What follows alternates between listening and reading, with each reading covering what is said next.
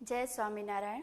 SSTM School CBSE Mankua, runs by Sri Sajanand Gurukul, welcomes you to online education. I am Shivangi Mehta and today we are going to study our 5th standards chapter, 8th chapter's second part. The name of the chapter is The World of Plants. तो ये जो हमारा chapter है इसका जो first part है उसमें हमने देखा था कि शीड डिस्पर्जल जो है वो किस तरह से होता है, क्या होता है। कोई भी जो प्लांट है जिसकी ग्रोथ होती है वो एक छोटे से शीड में से, मतलब कि एक छोटे से बीज में से कैसे पूरे एक बड़े प्लांट में कन्वर्ट हो जाता है। कौन कौन सी ऐसी एलिमेंट्स है जिसकी हेल्प से उसकी ग्रोथ हो सकती है, कौन से ऐसे नेसेसरी एलिमेंट्स है जो कि एक प्लांट को शीड में से प्लांट बनाने के लिए रिस्पॉन्सिबल होते हैं। Okay, so in this second part we are going to learn more about these plants. Okay, our first topic of today is reproduction through spores. तो हमने देखा था आगे का जो पार्ट 1 था उसमें कि रिप्रोडक्शन जो है वो क्या होता है। तो कोई भी जो लिविंग बीइंग्स है, ठीक है, मतलब कि कोई भी एनिमल है, प्लांट है जो कि जिंदा है, वो क्या करता है कि खुद के ही जैसा दूसरा कोई नया जीव जो है उसको वो जन्म देता है। इस प्रोसेस को हम क्या बोलते हैं? रिप्रोडक्शन बोलते हैं। ओके, तो रिप्रोडक्शन है वो बहुत सारे अलग अलग पार्ट्स की हेल्प से हो सकता है, एनिमल्स है या प्लांट्स है। तो रिप्रोडक्शन जो है उसके लिए डिफरेंट ऑर्गन्स जो है वो कोई भी लिविंग बीइंग की बॉडी के अंदर प्रेजेंट होते हैं। तो उसी से रिलेटेड हमारा ये टॉपिक है रिप्रोडक्शन थ्रू स्पोर्स। तो कुछ जो प्लांट्स है उनके अंदर रिप्रोडक्शन जो है वो फ्लावर की हेल्प से होता है, फ्लावर से होता है, ठीक है। लेकिन कुछ ऐसे प्लांट्स होते हैं जिनके अंदर फ्लावर्स नहीं होते हैं, तो उनके अंदर रिप्रोडक्शन कैसे होगा तो वो हम देखेंगे। Some plants like mosses, ferns and mushrooms do not have flowers. Mushroom का शायद आपने देखा होगा कैसा होता है उसका जो प्लांट है वो, तो उसके अंदर फ्लावर्स नहीं होते हैं। They reproduce through tiny parts called spores. तो उनके अंदर ऐसे छोटे छोटे टाइनी पार्ट्स है। ये स्पोर्स मतलब क्या है? उनके बॉडी पार्ट्स है। किसके? ऐसे प्लांट्स के जिनके अंदर फ्लावर्स नहीं होते हैं, उनके अंदर रिप्रोडक्शन के लिए स्पोर्स करके एक टाइनी कुछ पार्ट्स होते हैं। Okay, these spores are so tiny that sometimes they are not visible to the naked eyes. Each of these spores can grow into a new plant. तो ये जो हम बात कर रहे हैं स्पोर्स की, तो ये स्पोर्स जो है वो प्लांट का एक पार्ट है और ये इतना छोटा पार्ट है कि कभी कभी हम उसको देख भी नहीं सकते हैं नेकेड आइज से। नेकेड आइज से मतलब कि हमारी आंखों से हम उसको डायरेक्टली नहीं देख सकते हैं। अगर माइक्रोस्कोप के अंदर उसको देखा जाए जिसमें चीज़ें जो है उसको कई गुना बड़ा करके हम देख सकते हैं, तो उसी में हम उसको ऑब्जर्व कर सकते हैं। बाकी ऐसे ही अगर आप किसी मशरूम के प्लांट को देख रहे हो तो पॉसिबल है कि ये स्पोर्स जो है वो आपको ना दिखाई दे। तो ऐसे प्लांट्स जिनके अंदर फ्लावर्स नहीं होते हैं उनके अंदर रिप्रोडक्शन के लिए एक पार्ट होता है जिसका नाम है spores. Okay, the next one is reproduction through parts of plants. जो प्लांट्स होते हैं उसके पार्ट्स के थ्रू, कौन कौन से पार्ट्स के थ्रू रिप्रोडक्शन हो सकता है उसी के बारे में हम थोड़ा डिटेल में देखेंगे। तो हमें पता है कि प्लांट्स जो है उसके कौन से मेन पार्ट्स होते हैं, जैसे कि रूट्स है, लीव्स है, फ्लावर्स है, ये सारे प्लांट्स के पार्ट्स है। ओके, तो इसी में से कौन कौन से ऐसे पार्ट्स है जिसके थ्रू रिप्रोडक्शन की प्रोसेस जो है वो पॉसिबल हो सकती है वो हम यहाँ पर देखेंगे। Some plants like carrots, radish, turnips, sweet potatoes and beetroots can grow into new plants from their roots. तो यहाँ पे कुछ एग्जाम्पल्स दिए हैं, जैसे कि कैरेट है, बीट रूट है।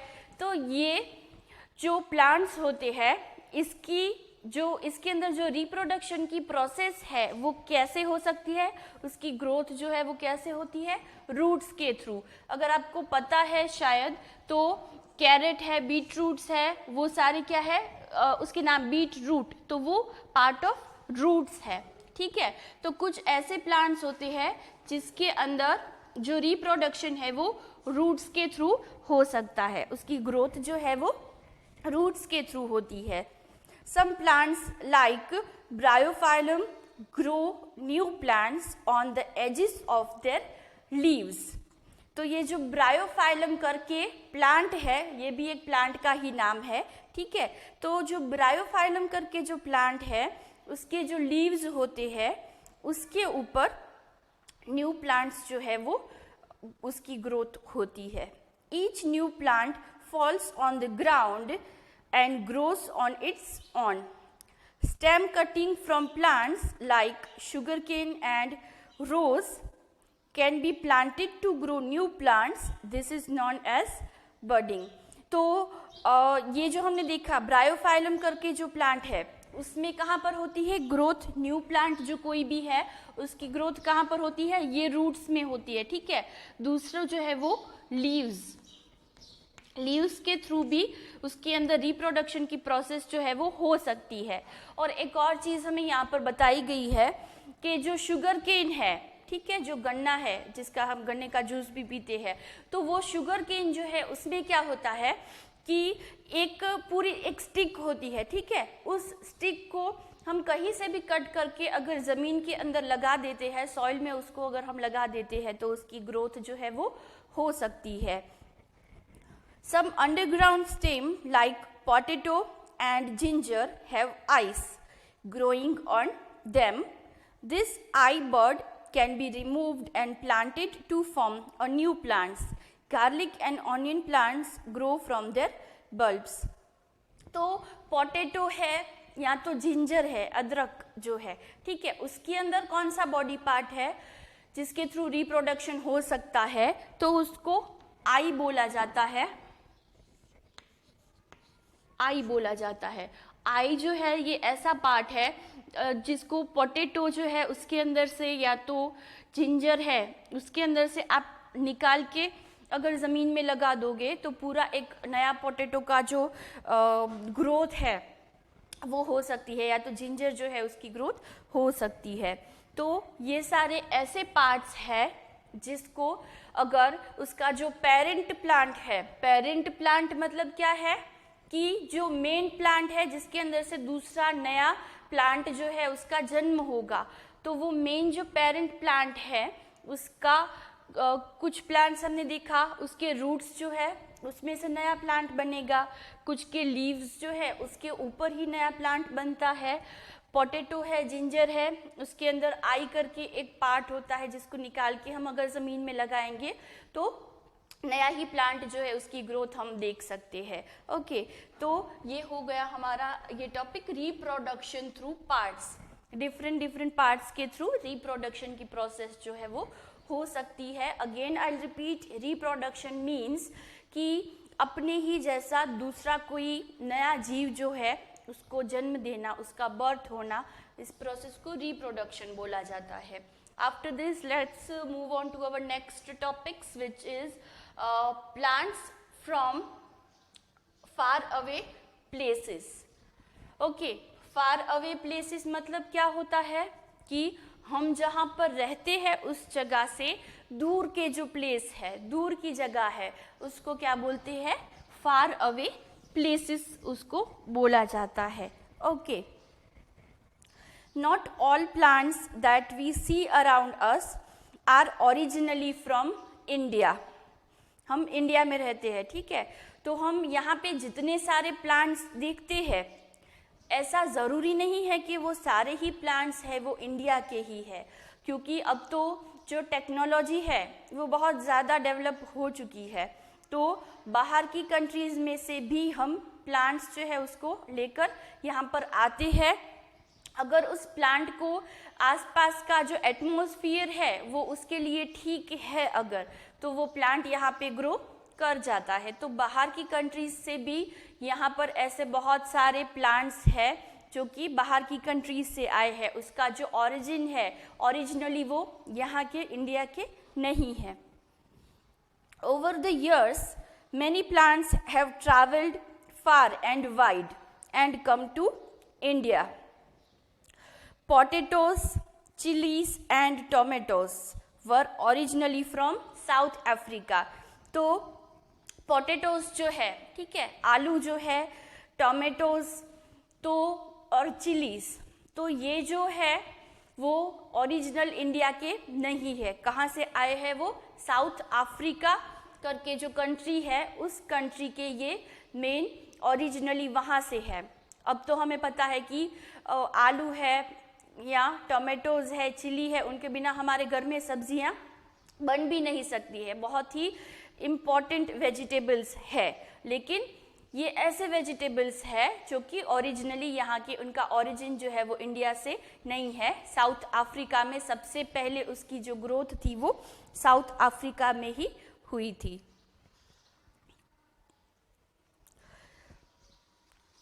Wheat from Egypt, marigolds from Central America and roses from China. जो रोजेस है, जो गुलाब है, वो उनका ओरिजिन कहाँ पर है? चाइना जो है वहाँ से ही वो बिलोंग करते हैं, उनका जो मेन ओरिजिन है वो चाइना से है। ठीक है, तो ऐसे बहुत सारे प्लांट्स हैं, यहाँ पे हमें कुछ एग्जाम्पल्स दिए हैं, साउथ अफ्रीका हो गया, चाइना हो गया, ठीक है, कुछ एग्जाम्पल्स दिए हुए हैं, लेकिन ऐसे बहुत सारे डिफरेंट प्लांट्स है, वेजिटेबल्स है जो कि मेनली इंडिया के नहीं है, उनकी जो ग्रोथ है वो पहली बार फर्स्ट टाइम जो है वो किसी और कंट्री में हुई थी।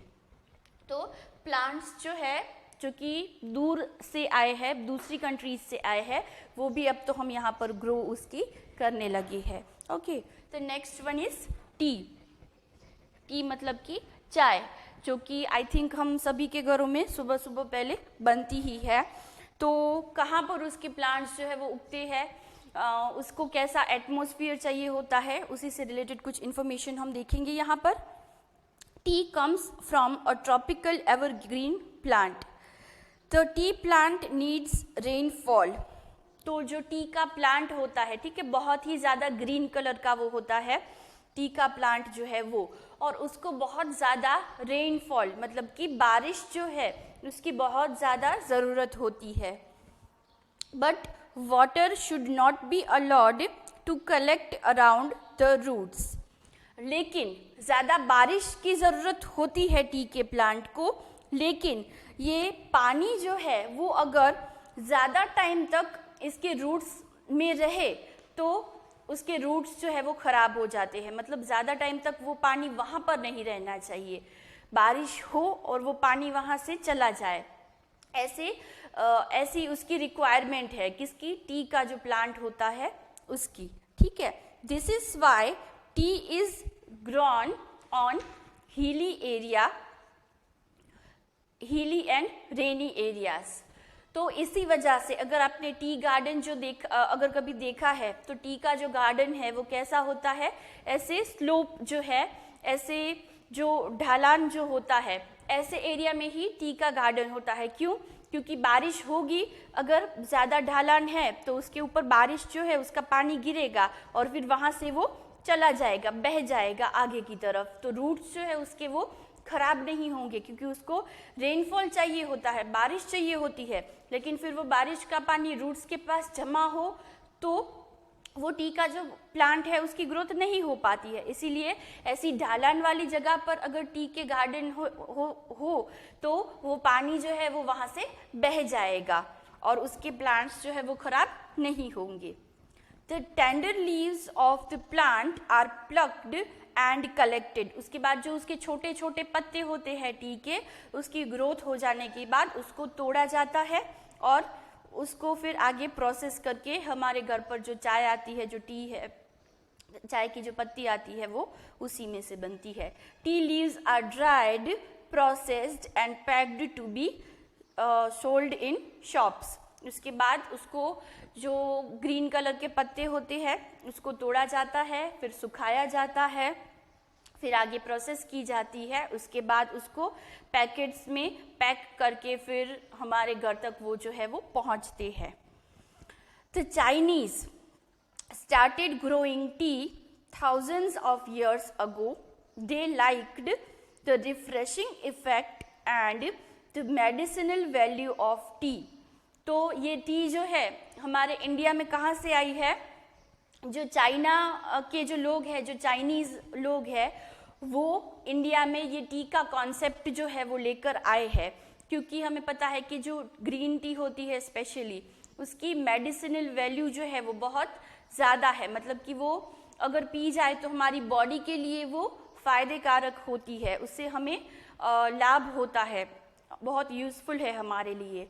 तो ये चाइनीज़ लोग जो है उन्होंने ये टी की वैल्यू समझी और उन्होंने ही पूरी मतलब अब तो पूरे वर्ल्ड में ही उसकी टी के जो प्लांट्स है उसकी धीरे धीरे वो फेमस हो गए हैं और ऑलमोस्ट सारे ही लोग अब तो उसको यूज़ भी करते हैं. The tea plant was brought to India by the British. और यहाँ इंडिया में उसको चाइनीज़ लोग जो है वो उसका मेन ऑरिजिन है, लेकिन इंडिया के अंदर उसको ब्रिटिश लोग जो थे वो यहाँ पर लेके आए हैं. It is difficult to think of our lives without it today. और हमें पता है कि आजकल तो हम सोच भी नहीं सकते हैं, मतलब बहुत सारे ऐसे लोग हैं जो टी के बिना उनको रह नहीं सकते हैं. तो ये स्पेशली ये चीज़ जो है वो इंडिया की नहीं है, बाहर से हमारी इंडिया जो कंट्री है यहाँ पर वो आई है. तो ये हमारे आज के टॉपिक्स थे और यहाँ पर हमारा ये जो 8th चैप्टर है वो कंप्लीट हो रहा है. इसके अंदर होमवर्क में आपको ये जो मैंने आपको टॉपिक आज एक्सप्लेन किए, इसमें ये वाला जो टॉपिक है plants from far away places, तो आपको ये टॉपिक जो है उसका नाम ऊपर लिखना है और कौन कौन से ऐसे प्लांट्स है जो कि बाहर की कंट्री से आए हैं उसको आपको नीचे मेंशन करना है. सिर्फ ये वाला कि जैसे कि मैंने आपको बताया कि पोटैटोज जो है वो साउथ अफ्रीका से आए हैं, तो आपको लिखना है पोटैटोज और सामने लिखना है साउथ अफ्रीका. उसका मेन ओरिजिन जो है वो कौन सा है. बुक में तो कुछ एग्जाम्पल्स दिए हुए हैं. अपार्ट फ्रॉम दैट अगर आप कहीं और से पढ़कर अगर लिखना चाहे तो भी आप उसके एग्जाम्पल्स जो है वो इसमें नोट डाउन कर सकते हैं. And I hope all this topics are clear to you and please like share and subscribe our YouTube channel. Thank you. Jai Swaminarayan.